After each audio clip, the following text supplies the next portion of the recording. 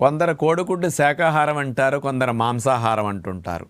కోడిగుడ్డు శాకాహారం కాదంటానికి 4-5 కారణాలు ఉన్నాయి. మొట్టమొదటిది, శాకాహారం అయితే ఏ శాఖలకు కాసిని, ఏ కొమ్మలకు కాసిని కోడిగుడ్లు కాదు, కాబట్టి శాకాహారం కాదంటానికి ఇది.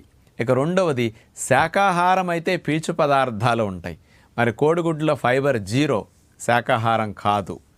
ఇక మూడవది, శాకాహారాల్లో కొలెస్ట్రాల్ ఉండదు, మరి కోడిగుడ్డు మాంసాహారం కాబట్టి అందులో కొలెస్ట్రాల్ 220 మిల్లీగ్రామ్స్ ఉంటుంది, కాబట్టి ఇది కూడా శాకాహారం కాదంటానికి ఆధారం.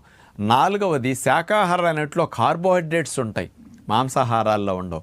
కోడిగుడ్లో కార్బోహైడ్రేట్స్ 0, కాబట్టి ఇది కూడా శాకాహారం కాదంటానికి ఆధారం.